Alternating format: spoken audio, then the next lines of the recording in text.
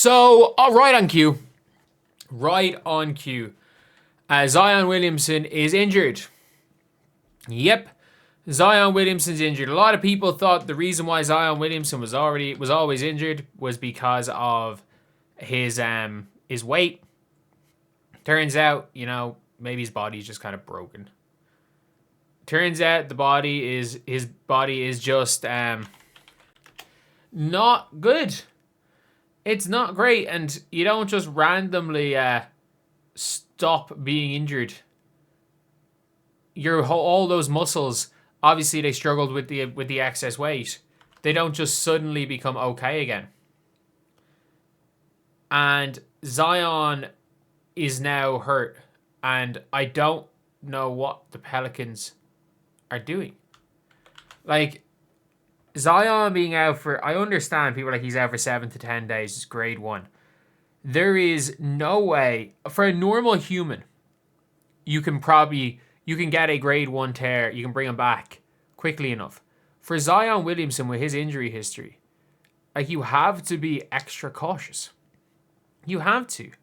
But we're now looking at a player who's we've talked about as this injury prone player, and he's the biggest what if. Like, I'm just trying to think of, he's like in the Brandon Roy category of what ifs, because we saw what a healthy Zion can do. He hasn't played a playoff game in his career, and he's not, like, I don't know, like, could he be the best player to have played this few playoff games in their career? Like, I actually, that's a legitimate question. Like, is there a better player than Zion that has played as little in the playoffs as he has? Because obviously, look, he's somebody that we all understand how great Zion has been at his best. We all understand how great Zion's been at his peak. We all understand that. Like, everybody kind of gets that. We all get who Zion Williamson is, what Zion Williamson has been to the sport of basketball. Like, how Zion Williamson has been able to realistically, like, just be one of the top players in the game at his peak. But the thing is that it doesn't really matter, because the best ability is availability. And that's something that Zion Williamson just doesn't have. It's genuinely something that Zion Williamson not only doesn't have, like, he has not had at any stage in his career.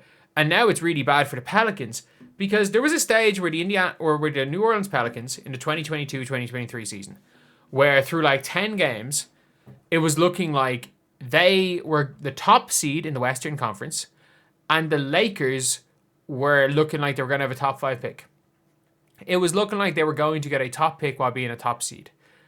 Now, 3 years later, it's looking like they're going to be the worst team in the NBA, and they don't have their own pick. And they didn't have their own pick because they wanted to trade for Derek Queen. Like, they had the Hawks pick and the Pacers pick.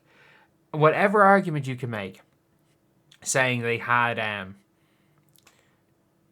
the Pacers pick, they didn't realize that Tyrese Halliburton was going to be injured. Okay, whatever about that argument. They had the Hawks pick and the Pacers pick, which could very well be could be top 5 picks. Both of them. Both of them could be top 5 picks. They had both. They traded both of them for Derek Queen. They traded one over the 23rd pick and traded another one. Get up. They traded both of them for Derek Queen. That's not good. That's not good at all. Like, as far as I'm aware, though, the Pacers pick that they had did have a protection, but he was only top 3 protected. They had the ability to completely change everything. They had the ability to change everything for their franchise, and they have now screwed it. And with Zion Williamson injured, you just know it's going to be more and more of the same. You know Zion Williamson this isn't going to be the last time Zion gets hurt this season. He's somebody that you just can't really trust to be there long term. You can't really trust to be on the court long term. And yeah, it is really an interesting one here to see what comes from this, to see how Zion is going to be, how they're going to deal with Zion, what way Zion is going to be playing this season, how much he's going to play, whether or not this makes any difference to the Pelicans, which obviously it is going to make a difference. It's Zion Williamson, he's their best player. So it's just a real tough one to look at, because I'm like, man, we are in real time looking at a team who just don't have it. They just don't have it, and not only do they just not have it, it's now at the stage where you're like, shit, we don't have it, and like, we don't have our pick. And like, who's the best player currently on their team? Like Jordan Poole. Like, I like Herb Jones, I like Trey Murphy, but like, they're just guys. They're really good connective pieces, but if you've got Jordan Poole as your best player, it's going to be a struggle. And it's one thing, if this was just a normal human and they picked up a grade 1 hamstring strain, we would be saying, okay, cool. It's nothing. It's a minor injury. But this is Zion Williamson. This is a man who has missed an entire season of what we thought was going to be a short-term injury. And then in the playoffs said, I'm healthy, I just don't feel like I'm Zion. As the reason he didn't play in the playoffs was, quote, I don't feel like I'm Zion. So if there's anyone that's going to, like if there's anyone that's going to miss longer than 1 week, to turn this into 2 months, it's probably Zion. It's Zion. Like, if it's probably going to take him a month to get rid of this injury, and like by then, what will the paces be? 1-19, and in Pistons 2023 territory where they're done, and then their pick suddenly goes to the Hawks, who could somehow get Dybansta.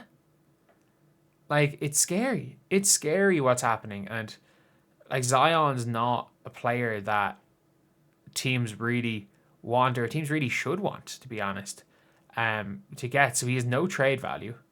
I just wonder what's going to happen. Like, the weight clause is definitely no longer. He's definitely under a weight clause in his contract, so they can't just get rid of him. So yeah, it's a really, really tricky thing with the Pelicans, because is their only way out of this by trading Zion? And I don't know what the trade market is like for Zion. I don't. I feel really bad for this organization, because Joe Dumars, if you're a fan of the Pelicans, Joe Dumars has fucked you. He has genuinely fucked you. But anyway, I'll see you guys.